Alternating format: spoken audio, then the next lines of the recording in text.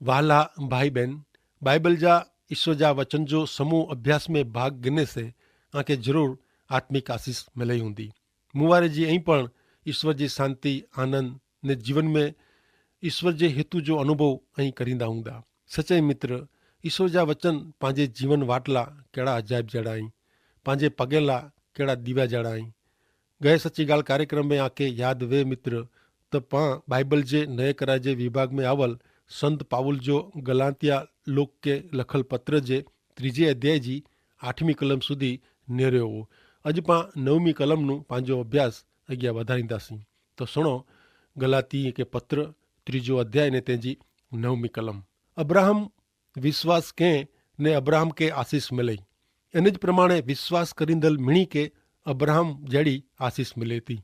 ही कलम चोखोट करे थी कि जी ईश्वर अब्राहम जे विश्वास जे आधारे इनके आशीष ॾिनो, तीं ईश्वर हरेक मानवी के आशीष ॾिए तेला मानवी जे विश्वास जो आधार गिने में अचे थो। ईश्वर जे आशीर्वाद जो आधार मानवी जे विश्वास मथे आहे। ईश्वर पापी माण्हू जे उद्धार लाइ इन वटां उद्धार जी मांगणी कई नथा। ईश्वर इब्राहिम के चयो कि ईश्वर इन लाइ अमुक कमु कईंदा। अहिड़ो अब्राहम विश्वास कयईं। ईश्वर पंहिंजे पाप जो दंड भरपाई करेला उन्ही जे पुत्र यीशु ख्रिस्त के क्यार तूणा बलिदान थियला अर्पण कयो हुयो। अहिड़ो विश्वास पां ईश्वर ते कयूं। अहिड़ी ईश्वर मांगणी कई था। मानवी जे मुक्ति माटे जी पद्धति ईश्वर पर जो विश्वास आहे। नियम शास्त्र जी मांगणी पूरी करे जी पद्धति क रीत न। 10वीं कलम प्रमाणे नेरियूं त गलाती 3 अध्याय ने 10वीं कलम में क जेको नियम शास्त्र के अधीन थिए इन ते आधार रखें था उहो श्रापित आहे। कारण शास्त्र में लखल आहे, नियम शास्त्र जे पुस्तक में जेकी लखल आहे उहो मिड़ेज जेको हमेशा पारे नथो उहो ईश्वर जे श्राप नीचे आहे। हिते महत्व जा शब्द आहिनि ऊ हमेशा पारे नथो ऊ। इनमें नियम पारे जी क्रिया लगातार चालू जणाई में आवई आहे। नियम शास्त्र जे मिड़ेज नियम में जा हिकिड़े पण नियम जो हिकियारपण जो भंग थई सके न। कदाच आंजे जीवन में अहिड़ा समय ने संजोग हूंदा तॾहिं आके मिड़े बरोबरु लॻे ने योग्य लॻंदो हूंदो। आके अहिड़ो लॻंदो हूंदो कि ऐं मन वचन कर्म से शुद्ध आहियो ऐं धर्म जे मिड़े नीति नियम जो अमल करियो था ऐं आजी मिड़े इच्छा ने इंद्रिय मथे काबू मेळवियो आहियो ऐं पुरता धार्मिक आहियो वग़ैरह। कदाच आंजी ॻाल्हि सची आहे, अहिड़ो आउं स्वीकारियां थो। तो पण 10वीं कलम जी बाबत जो करो नियम शास्त्र जे पुस्तक में जेकी लखल आहे उहो मिड़ेज जेको हमेशा पारे नथो उहो ईश्वर जे श्राप नीचे आहे। ॾींहं जा कलाक केतिरा? 24। हिकिड़े कलाक जी मिनट केतिरी? 60। हिकिड़ी मिनट जी सेकंड केतिरी? 60। 24 कलाक जी सेकंड केतिरी? 86,400। कोरो ही मिड़े सेकंड ने हरेक सेकंड जे सने भाग दरमियान ऐं लगातार हमेशा मन वचन ऐं कर्म से शुद्ध रही सको था। ईश्वर जी नज़र में संपूर्ण शुद्ध ने पवित्र। आंजी नज़र में वो पण ईश्वर जी नज़र में वाणी से न त वर्तन से ने वाणी ने वर्तन से न त छेवटे विचार में पाप ता थई ज वञे थो। ऐं निखालस ने प्रमाणिक हूंदा त ज़रूर क़बूल कईंदा कि हा एछो न त पण पाप ता थई ज वञे थो। नियम जो अमल करणो उहो मानवी लाइ तद्दन अशक्य आहे। धर्म जा नियम करो ऐं राति ॾींहुं पारियो था। ॾींहं जा 24 कलाक, अठवाड़ीअ जा 7 ॾींहं, वाणी वर्तन ने वीचार में वरे जा 52 अठवाड़िया ने 365 ॾींहं दरमियान ऐं ईश्वर जे नियम जो चुस्त रीते अमल करी सको था। ऐं जो मानवी आयो त कितेक न कितेक त ऐं ठोकर खियोज था ऐं पृथ्वी नूं 2 फुट अधर हली सको नथा मित्र। ऐं हिकियारपण नियम जो भंग करियो एतिरे श्रापित थी वञो। ऐं मित्र आंजी जात के नियम जी जूसरी नीचे रखेला मंगदावो ने एकांदो ॾींहुं खासो वञे त तंहिंसे आके कीअं लाभ थिए वारो न आहे, कीअं बदिलो मिले वारो न आहे। राज्य जे सामाजिक क़ाइदे जो अमल करियो ऐं देश जे मिड़ेज क़ाइदे जो अमल कंदा हो, पण हिकियारपण ऐं वाहन व्यवहार जे क़ाइदे कानून के ॿिए कोई क़ाइदे के भंग करियो त उन गुने लाइ ऐं सजा पात्र ठहरो कि न। नियम का क़ाइदो पाके कीअं बदिलो ॾेई सके न। नियम का क़ाइदो पाके जीवन ॾेई सके न। नियम पाके ॾोषी ठहिराए थो। फक्त विश्वास मुंहिंजा मित्र यीशु ख्रिस्त पर जो विश्वास आके जीवन ॾे थो। भले हाणे पां 11वीं कलम पाके जणाए थी उनेरियूं 3 अध्याय ने 11वीं कलम। माण्हू कोई नियम शास्त्र मार्फते ईश्वर साथे सीधे संबंध में अचे नथो। उहो हाणे चोखो आहे। कारण शास्त्र में लखल आहे विश्वास से ईश्वर साथे सीधे संबंध में आवल व्यक्ति जीरी रोंदी।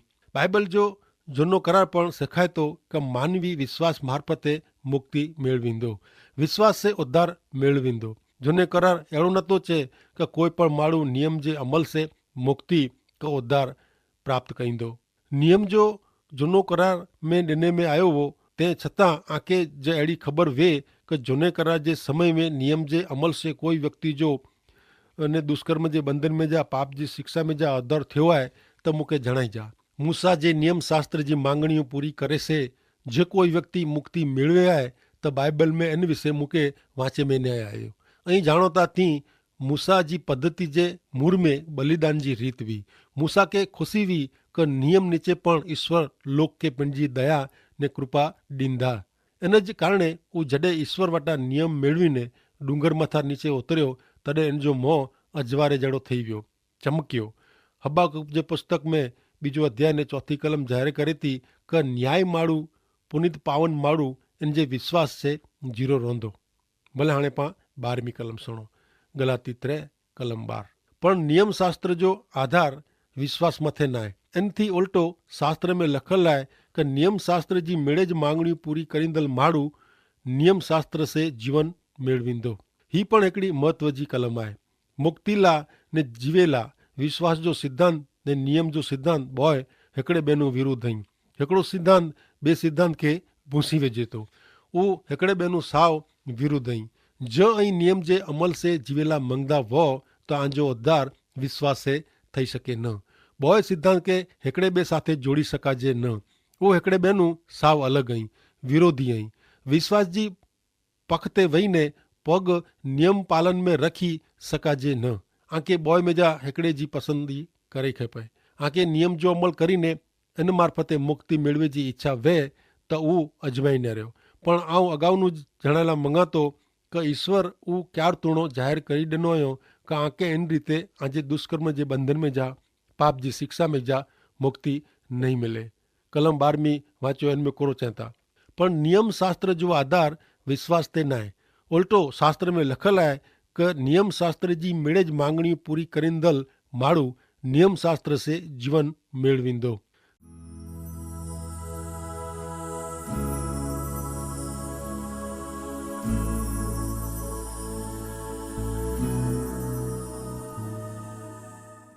भले हाणे पाण गया गलातीअ के पत्र 3 अध्याय ने 13वीं कलम वांचियूं। ख्रिस्त पाला श्रापित थईने नियम शास्त्र से जेको श्राप अचे तो तेनो पांजो उद्धार कयो आहियूं। कारण शास्त्र में लखल आहे जेको झाड़ ते टिंगायलो आहे वो ईश्वर जे श्राप नीचे आहे। यीशु ख्रिस्त पाला श्रापित थईने नियम शास्त्र से अचिंदल श्राप से पांजो उद्धार कयो आहियूं। मूसा जो नियम शास्त्र पाके श्रापित ने दोषित ठहरायो। राज्य जे कायदे कानून पारे से कीअं इनाम मिले नथो, पण हिकिड़े पण कायदे जो आउं भंग कयां, कायदो तोड़ियां त आउं दोषित अथवा गुनहगार थियां। अहिड़ी ॻाल्हि मूसा जे नियम शास्त्र जी आहे। यीशु ख्रिस्त पाके मूसा जे नियम प्रमाणे पंहिंजे पाप जी शिक्षा में जा पाके मुक्त कयो आहियूं। किन रीते यीशु ख्रिस्त अहिड़ो कयो?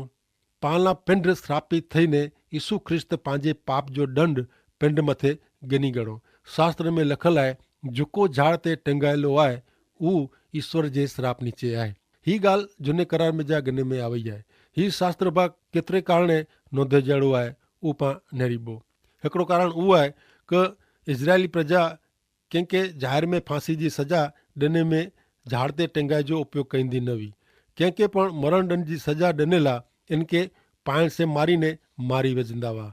इज़राइल में जिते वञो उते घणे पाइण जा ढगला वहंता।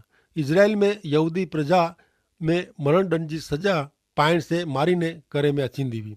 फांसी जे माचड़े ते लटकाईने न, पण कोई माण्हू मरण लाइक़ गुनो कंहिं आहे त देहांत दंड जी सज़ा पुनः नियम 21 अध्याय ने 22 ने 23 प्रमाणे करे में अचींदी हुई। तो सुनो हिन में कहिड़ो लखियलु आहे। पुनः नियम 21 अध्याय 22 ने 23 कलम। ने ज कोई माण्हू मरण दंड थिए अहिड़ो पाप कंहिं आहे, गुनो कंहिं आहे, ने इनके देहांत दंड जी शिक्षा करे में अचे त तू इनके झाड़ ते टिंगाईए त इनजी लाश सजी रात झाड़ ते न रहे, पण उन ज ॾींहुं तोखे ज़रूर ॾटणी।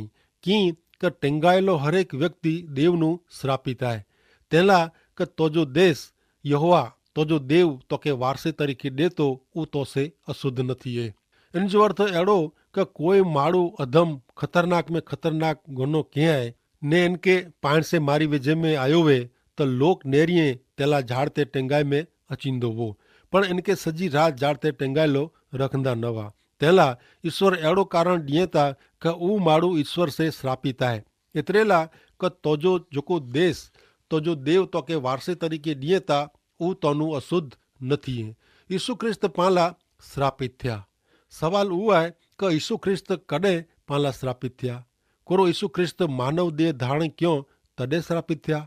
ना, यीशु ख्रिस्त जॾहिं जन्मया तॾहिं उन जो पवित्र बालक तरीके उल्लेख थियो हो। यीशु ख्रिस्त उन जे जीवन जे मौन वरे में पाला श्रापित थिया। उन वरे दरमियान कोड़ो बन्यो इन जी खास नोंध न आहे। ना, उन वरे दरमियान पण न, कारण उस समयगारे दरमियान यीशु ख्रिस्त ईश्वर जी ने माण्हू जी प्रसन्नता में वधंदा हुआ। कोरो यीशु ख्रिस्त उन्ही जे सेवा कम दरमियान पाला श्रापित थिया? ना ना, यीशु ख्रिस्त जे सेवा कम दरमियान ईश्वर पिता यीशु ख्रिस्त विषे जाहिर क्यों हो कि ही मुझो प्रिय पुत्र है, आऊं इनसे घणे प्रसन्न आहियां। त पोइ यीशु ख्रिस्त क्रूस ते लटकंदा हुआ तॾहिं पाला श्रापित थिया? हा, पण क्रूस पर जे पहले 3 कलाक दरमियान न, कारण यीशु ख्रिस्त बलिदान तरीके जॾहिं पंहिंजो अर्पण क्रूस ते करी रहिया हुआ तॾहिं हू साव निष्पाप निष्कलंक ने दाग वगर जा हुआ, संपूर्ण हुआ। यीशु ख्रिस्त क्रूस पर जे उन जे छेल्ले 3 कलाक दरमियान पाला श्रापित थिया। ऑन टेम ते यसाया 53 अध्याय ने 10મી कलम प्रमाणे क त पण यहोवा जी मर्जी इनके कचरे जीवी इनके उनी डोखी क्यों इन जे आत्मा जो दोषार्थार्पण थींदो तॾहिं हू पंहिंजा संतान नेरींदो, हू दीर्घायु थींदो ने इन जे हथे यहोवा जो हेतु सफल थींदो, इन जे हथे ईश्वर जो हेतु सफल थींदो। झाड़ ते टिंगायलो श्रापित आहे। हिते झाड़ ला मूળ ग्रीक भाषा में जेको शब्द वपरायो आहे उहो कजुलोन आहे। कजुलोन एतिरे लकड़ो अथवा झाड़। यीशु ख्रिस्त के लकड़े जे क्रूस ते लटकाई ॾिने में आया हुआ।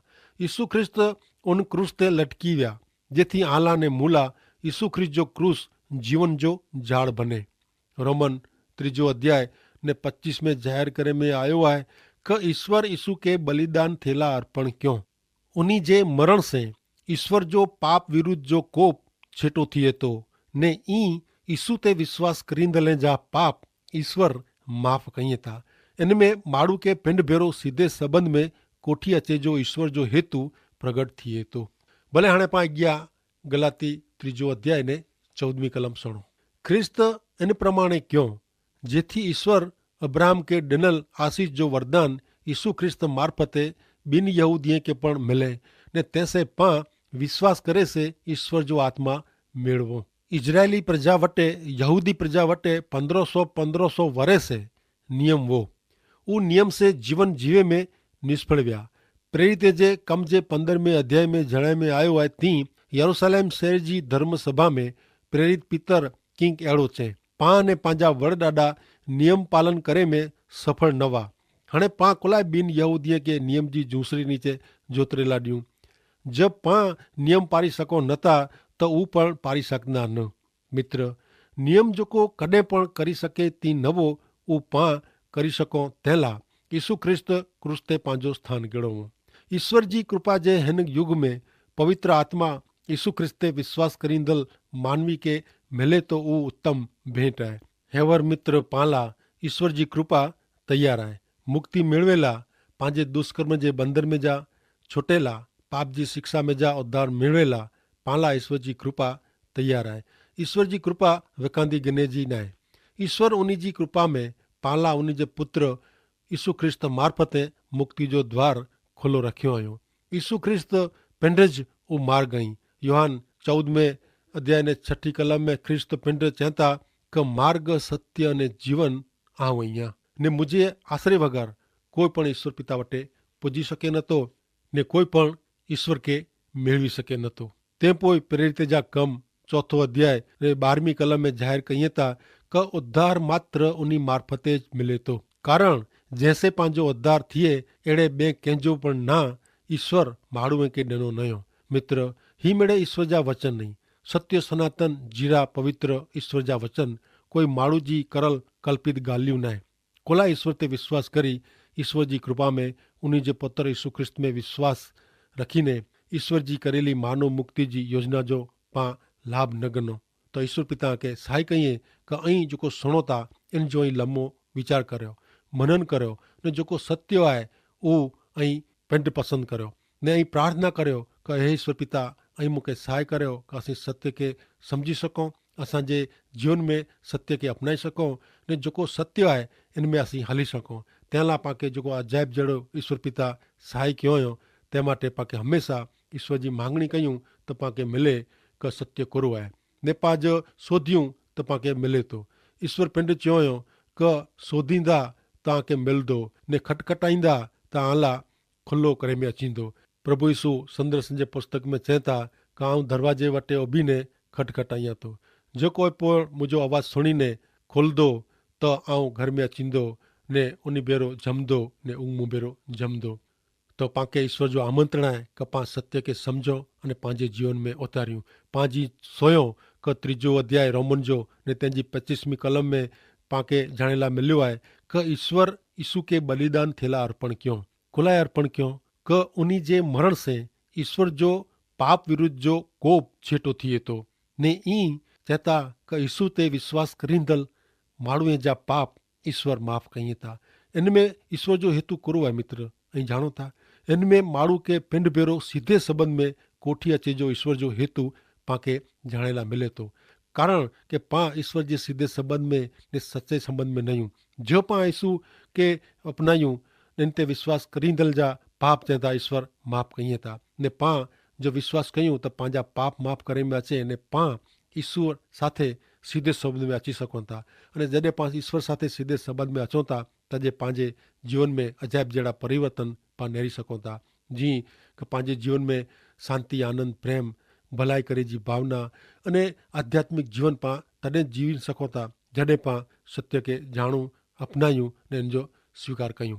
त अचो तंहिं लाइ पाण खे ईश्वर पिता सहाय कईं माटे ईश्वर जी सहाय मंगूं, प्रार्थना कयूं। सर्वशक्तिमान दयालु असांजा प्रभु ने असांजा देव, अञा अजाइब जहिड़ा वचन जेको असांखे प्रभु ऐं सिखायो था तंहिं माटे असीं अॼो आभार मञूं था।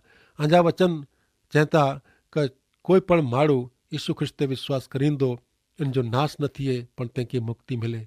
तो ईश्वर पिता असीं अॼु पुत्र प्रभु यीशु ख्रिस्त खे सम्झूं, उन जो अनुभव कयूं ने प्रभु असीं असांजो जीवन टकाई सघूं, उद्धार मेळवी सघूं, अहिड़ी कृपा असां मथे कई जा। कारण कि ऐं माण्हू जात ला मिड़ेज करी चुकिया आहियो ऐं माण्हू खे माफ़ करियो था जेको सचे हृदय से आ वटि अचे थो उनखे ऐं ईश्वर पिता पाप जी माफ़ी ॾियो था ने आमे जेको अचे था उनखे ऐं स्वीकार करियो था। एतिरो ज न पण असांजे जीवन में असीं पिंड नेरी सघूं था कि असांजो पहिला जो जीवन ने हेवड़ जो जीवन में केतिरो असीं तफ़ावत ऐं ॾिनो आहियूं। तो ईश्वर पिता असीं फ़क़्ति तव्हांजा वचन सुणो अने वखाण कयूं ई ज़रूरी न आहे, पण असीं अॼु वचन खे असांजे हृदय में, जीवन में ने असांजी वीचार वाणी ने वर्तन में वणी गिनो कि जेतिरी કરીને असीं आध्यात्मिक रीते आंजा बाळक बनी सघूं। तो ईश्वर पिता आंजे वचन मार्फते असांखे घणे घणे ॼाणे लाइ मिले थो तंहिं माटे असीं आंजो आभार मञूं था। अॻिले कार्यक्रम में पण असीं आंजा वचन सुणे ला वियूं ने आध्यात्मिक आशीर्वाद मिली सघूं माटे कृपा कई जा। असांजा जाणे अजाण थियल मिड़े पाप गुने जा ऐं माफ़ करी जा ने असांजे जीवन में आंजी हाज़िरी जो असीं अनुभव करी सघूं अहिड़ी कृपा असां मथे कई जा।